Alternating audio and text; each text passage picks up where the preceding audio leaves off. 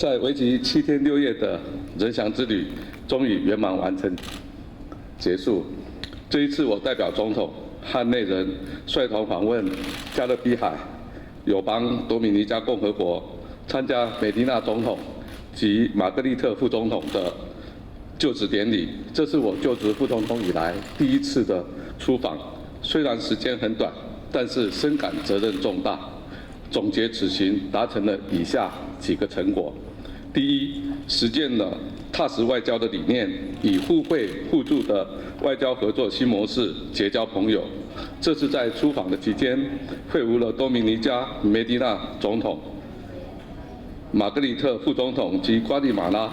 莫拉雷斯总统，就双方共同关切的议题以及我国踏实外交的理念深入的讨论。他们都表示珍视和我国数十年来的友好邦谊，认同了互助互惠的合作方式，并期盼与我国共同规划对双方有利的各种计划，以深化彼此的友好关系。第二，增进与出席就职典礼的各国元首及政要的情谊。这一次有瓜地马拉、洪都拉斯、巴拿马、海地、西班牙、厄瓜多尔、墨西哥和教廷的元首以及特使团都率团参加了多国总统及副总统的就职典礼。在就职大典当中，以及梅迪纳总统的晚宴及酒会等等的场合，我很高兴都有机会跟这些友邦的元首或特使相互寒暄互动，广泛接触，提高我国的国际能见度。第三，我在多国实际了解了台商在多国投资的情形，多国确确实实可以成为我国厂商赴海外投资做全球布局的选项之一。在访问多国期间，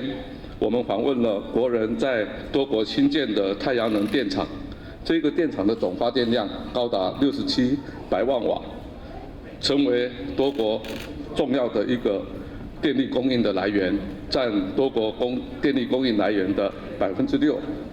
这也使得多米尼加共和国成为中美洲以及加勒比海国家当中最重要的洁净能源政策的一个典范，也是最大的一个太阳能的发电厂。我还参访了另外一位台商的温室兰花农场，这个农场占地20公顷，它引进我国的花种还栽培的技术，生产高品质的万代兰、石斛兰以及加德利亚兰等兰花，行销多国国内市场，而且呢，在海地跟哥斯达黎加等国也广受欢迎。这些案例告诉我们，多国的投资环境有它的优势，可作为我国厂商赴海外投资进行全球布局的一个选项。我想借这个机会，邀请国内的业界朋友有机会可以到各个友邦去了解实地双方可以互补的空间，让彼此互惠。在这里，我也要特别谢谢多国的外交部跟警察署的礼宾待遇。我也要在这里谢谢教廷驻多米尼加共和国大使馆的总主教以及神父们，为我国跟多米尼加的邦谊永固还有国泰民安一起祈祷。在这一次出访的过程当中，我们过境了纽约，美方在各种安排上也展现了高度的尊重和礼遇。我在这一方面也要感谢美国政府的妥善安排，特别谢谢 AIT 的博瑞光主席以及陶若文执行理事他们的接送还有陪伴，让我们在纽约有一个很丰富的纽约的过境活动。也谢谢纽约警察局协助安排维安的事宜，还有谢谢圣派崔克教堂的蒙席及神父为台美两国的邦谊永固以及国泰民安一起祈祷。在这出访的期间，遇到了很多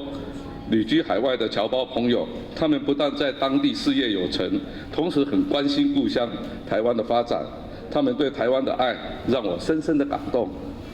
在此特别代表政府和国人向这些侨胞们表达由衷的谢意。我也要在这里谢谢驻美国的吴寿泰代表伉俪，以及驻纽约的徐立文处长，还有同仁们的辛劳。在我过境的期间，他们都付出相当大的心力，也使我这一次的过境都能够在安全、舒适、方便和尊严的情况下来度过。最后，我也要在这里特别谢谢秘书长伉俪、吴次长伉俪以及所有的贵宾，这么早就来到机场，迎接我们，真的是不敢当，大家辛苦了。我也在这里